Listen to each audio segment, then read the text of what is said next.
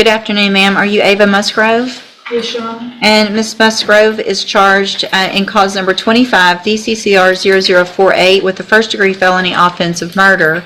Ms. Perazo is here as well as Mr. Gertz, and they have filed a writ of habeas corpus requesting that I set a reduced bond, which is currently set at $800,000. Ms. Perazo, you may proceed. Okay.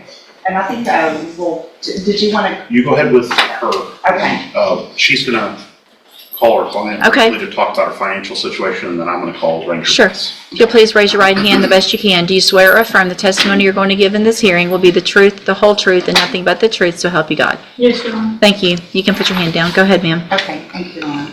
Ms. Musgrove, we're here today requesting the court to lower your bond that's currently set at $800,000 to at least $50,000 or less. Is that correct? Yes, ma'am. And currently, do you own a home?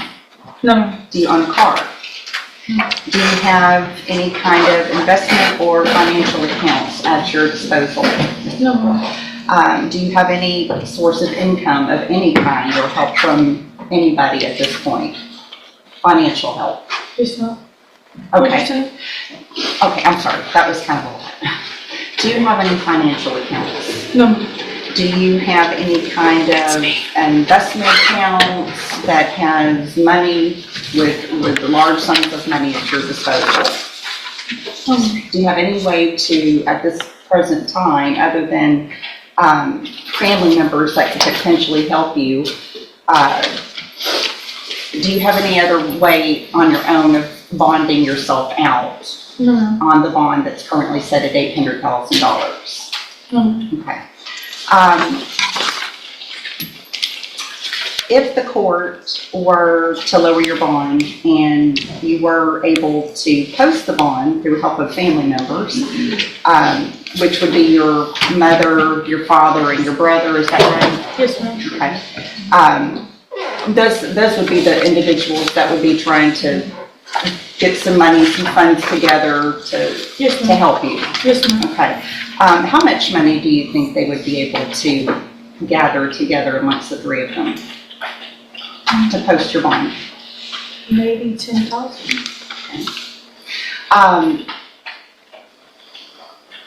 Once you're released, if you were able to post bond, where would you live? With my mother, Okay. my dad. And what is your mother's address?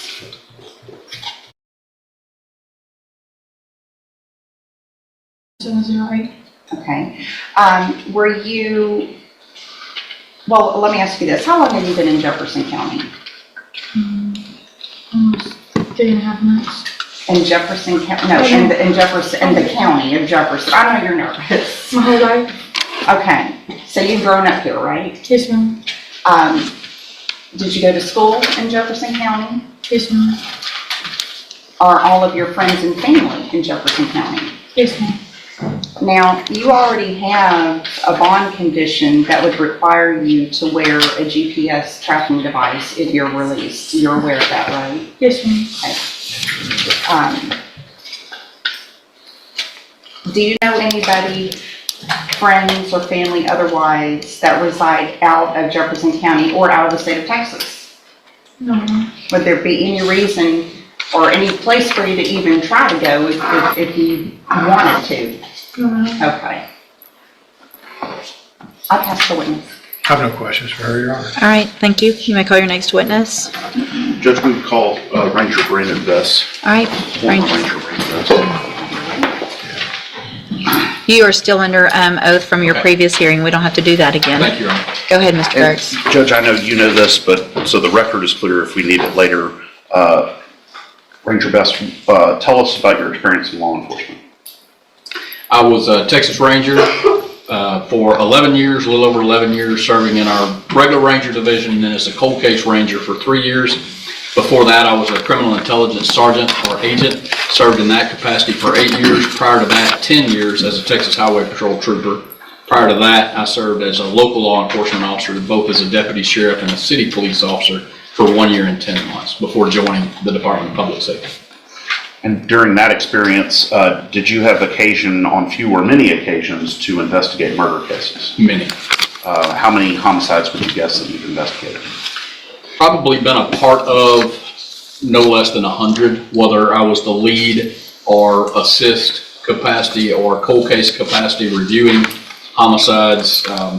Could be much greater than that, but I would easily say at least 100. Okay. And in this case, we've hired you to essentially do a shadow investigation of this allegation of murder involving Ms. Musgrove. Is that That's correct, Your Honor. And what did you gather, in terms of evidence, et cetera, what did you gather as part of that investigation?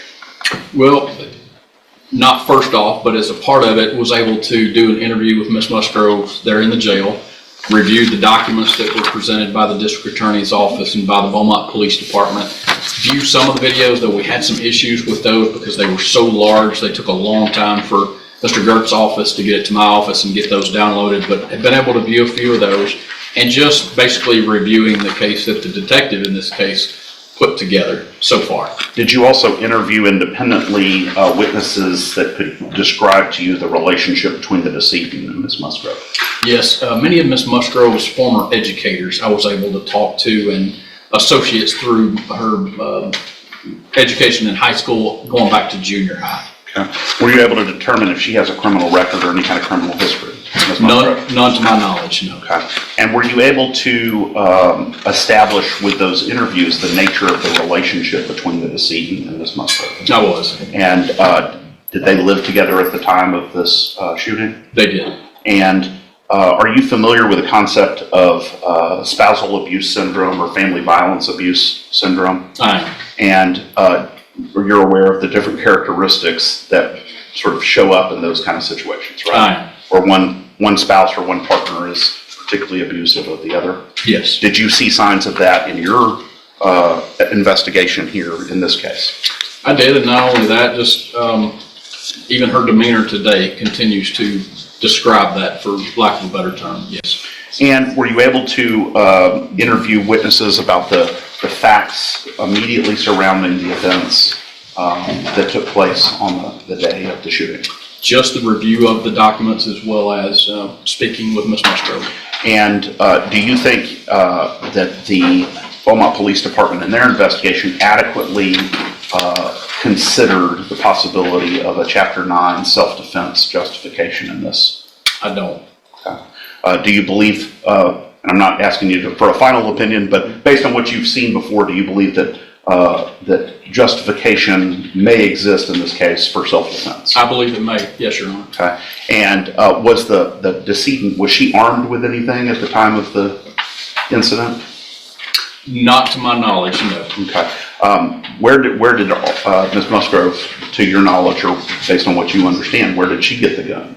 It was a weapon that was possessed by both she and her partner. A handgun that they possessed together. I believe it was a pink-colored semi-automatic pistol. There were also knives, or at least one knife that was described in that the detective noted in his report, as well as the notes about the other weapon.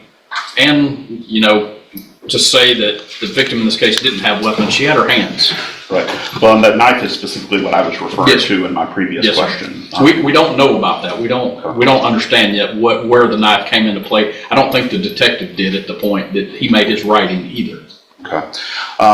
And do you believe, based on your skills, training, experience, that this was a very isolated incident for Ms. Musgrove? Based on her criminal history, her actions, etc., yes, this shooting absolutely was a very isolated incident. The assaultive stuff appears to go on back to their junior high days. And the assault by the decedent Yes. on Ms. Musgrove, not As the well other as way around. others. Okay. Yes. And again, do you feel like if she were released on bond at a reasonable bond amount, that she would be a danger, future danger to the community? Ms. Musgrove. Okay. Thank you, Judge. I pass the witness. Thank you. I have another question, Your Honor. All right, thank you, sir. Thank you, Judge. Any other witnesses? No, Judge. Mr. Nicholas, what's the state's position? Judge, again, I think lowering a murder bail to $50,000 is just nonsensical. And that's maybe a third degree level. for a murder. And I understand they have a defense theory that they're going to present with the appropriate time about either self-defense or justification of some sort. But $50,000 for a murder is not going to keep this community safe. So, Mr. Kurtz? And Judge, I always just go back to the 17.15 factors, that the bail should be high enough to give reasonable assurance that she'll appear in court, that it's not supposed to be an instrument of oppression. We called Ranger Bess, obviously, to talk about the nature and circumstances of the offense and the allegation. But as you know, if we were to go to trial, 3836 would allow the consideration of the entire nature of the relationship of the parties, the decedent and the accused. And then, finally, obviously, the ability to make bail, which is why we asked Ms. Musgrove the questions that we did about her financial situation. And the future safety of the victim and the alleged offense, obviously, is not really an issue, but the community's safety. I think, Ranger Bess has extensive experience in law enforcement, and it's his opinion that she is not a danger to the community based on her history and her lack of criminal history. Okay, so based on the information that I have reviewed, for the record, I've reviewed the probable cause affidavit, listened to testimony. I'm going to grant relief in this case. I am going to set the bail at $500,000 in this case. If that bail is made, our GPS monitoring